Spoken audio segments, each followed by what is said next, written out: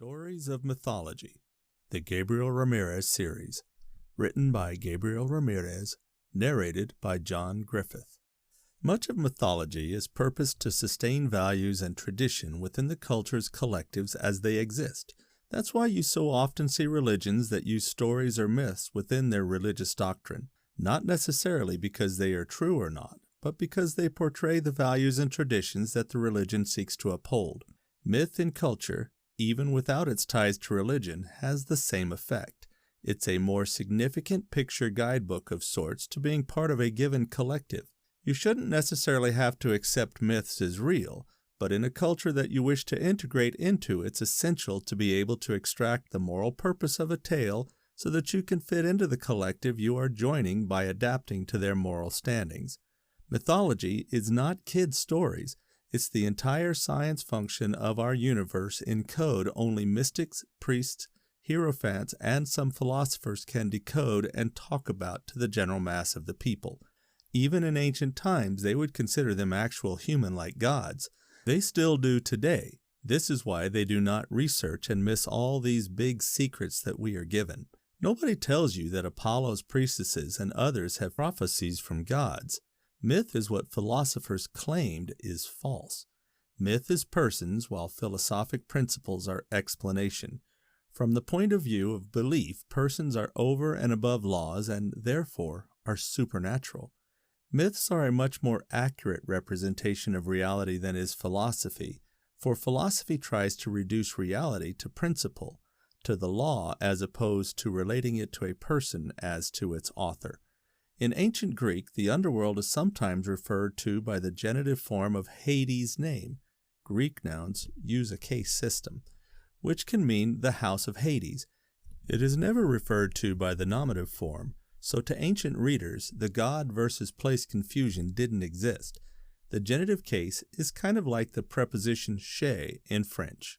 Something that I've always wondered from a lot of these myths is how reliable they are. What people believed during ancient history. Not everyone that told stories and explained things were factual.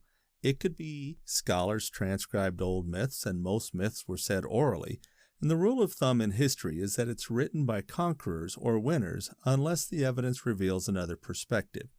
For example, there is a story that Hades, the deity, made a deal with Persephone. If she could walk out of Hades' realm only looking forward, never looking back, she could leave. But if she looked back, she must stay. She made it to the exit, but with one foot out of Hades' realm and the other foot still in, she heard a sound behind her, got startled, and looked back. Hades and Demeter argued if she could return to Demeter or had to stay with Hades. Zeus decreed, since Persephone was half in and half out of Hades, that she would remain in Hades' realm for half of the year and could leave the other half. For the most part, in these myths, the ideas of the story are the same, but the details are different. It is interesting to me how many interpretations of the Persephone myth there are. In some versions, Hades kidnaps her, and in others, she goes willingly. I prefer the versions where she goes and stays in the underworld willingly because she likes Hades. I also really like when Hades is portrayed in a non-villainizing way, since people seem to think that he was just evil because he's the god of the underworld. That's one version. Here is another. It's a conversation Hades might have had with Zeus. "Hey, Zeus, I like your daughter and, yeah, she's hot one, Hades. Well, how do you think I should win her favor? I thought of flowers, but that's stupid. She's the goddess of flowers. Maybe if I sang. What are you talking about, all that mushy-gushy stuff? You have to assert yourself. But kidnap her. Nothing the ladies love more than being swept off their feet and kidnapped. But she's your daughter." And? I don't think this is a good idea.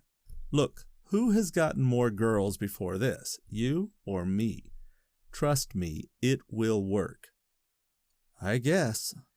In yet another version, Hades treated Persephone with care and gave her safety and never forced her. She fell in love with him just as he fell in love with her. She was asked if she wanted to go with her mother or stay with her husband, Hades, and she said she wanted to stay with Hades. Her mother wanted to be with her too, so they split the year up for when they lived together. In autumn and winter, Persephone lived willingly with her husband Hades as they were in love, and in spring and summer when Persephone was with her mother.